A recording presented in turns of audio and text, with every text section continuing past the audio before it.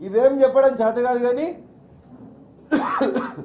అందరినీ కలిపి తిడితే వీళ్ళందరూ నోరున్నోళ్ళు మళ్ళీ పొద్దుగల్లేసి నన్ను తిడితే 4 రోజులు నా పేరు పేపర్లలో కనబడుతుందని అనుకుంటుంది చెల్లె. ఏముందని తిట్టాలి చెల్లె? నిన్ను ఓ ఎమ్మెల్యేవా, ఓ ఎంపీవా, ఓ మంత్రివా, ఏమున్నావని తిట్టాలి? చేయలే, ఎవరితోటి ములాఖత్ కాలేదు. రఘునందన్ రావు మైపాల్ రెడ్డితో కలిసి రాజకీయం చేస్తాడు. నువ్వెవరితో కలిసి చేస్తావు చెల్లె? నీ రాజకీయం ఏంది? నువ్వు ఎవరెవరితో కలిసి చేస్తున్నావు రాజకీయం?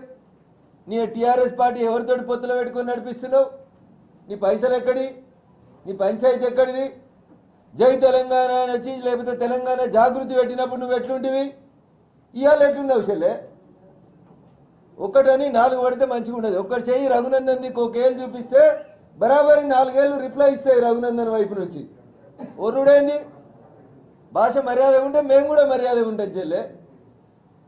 ఒక ఎంపీ రఘునందన్ ఉన్నాడు కదా, ఒర్రుతాడు కదా, దేని మీద పడితే దాని మీద బరాబర్ ఒర్రుతాం. మేము తెలంగాణలో ఒర్రే తెలంగాణ తెచ్చినాం. మేము ఎవరితో లాలూచి పడి తెలంగాణ తేలే. తెలంగాణ వచ్చిన తర్వాత కూడా లాలూచి పడకుండానే రాజకీయం చేస్తున్నాం. లాలూచి అనే పదానికి ఏమైనా అర్థం ఉంటే అది మీరు చేసిరు, మీ కుటుంబం చేసింది తప్ప ఇంకొకటి ఎవరు రాజకీయాలలో లాలూచి పడలేదు.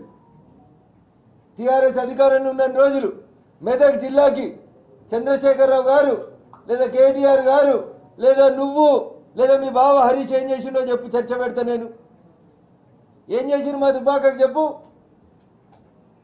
ఒక్క మండల కేంద్రంలో కనీసం డివైడర్ రోడ్ ఇవ్వలే 10 ఏళ్లలో మీరు. రాయపూర్లో పోలీస్ స్టేషన్ కిరాయి బంగ్లాలో ఫస్ట్ ఫ్లోర్లో 2 రూమ్లలో ఉంటుంది. మీ నాయన ప్రాతినిధ్యం వహించే గజ్వేల్కి 10 కిలోమీటర్ల దూరం ఉంటుంది రాయపూర్.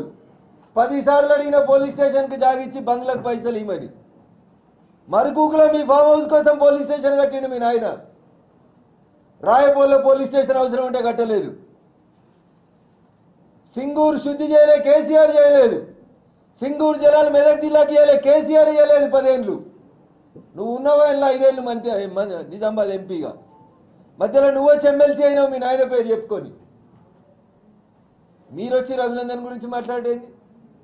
అయినా నీతోటో మీ బావతోటో ములాఖత్ రాజకీయాలు చేయాల్సిన అవసరం నాకేముంది? గీత గీసి దుబ్బాక ఎమ్మెల్యేగా గెలిచి వచ్చిన మీ బావతో కొట్లాడి, గీత గీసి మీ నాయనతోటి మీ అన్నతోటి మీ బావతోటి కొట్లాడి మెదక్ ఎంపీ గెలిచి వచ్చిన మీరు పెట్టిన వెంకటరామిరెడ్డి అనేటువంటి కలెక్టర్ 100 కోట్ల రూపాయలు ఖర్చు పెట్టి మెదక్ ఎంపీలో 6 టీఆర్ఎస్ ఎమ్మెల్యేలు ఉంటే లెక్క పెట్టి గీత గీసి కొట్లాడి గెలిచిన కవిత ఎవరితో ములాఖత్ గెలవలేదు. ఆఖరికి నీ వెంకటరామిరెడ్డి నివాసం ఉండే రాజపుష్ప కాలనీలో గేటెడ్ కమ్యూనిటీలో కూడా రఘునందన్ రావుకే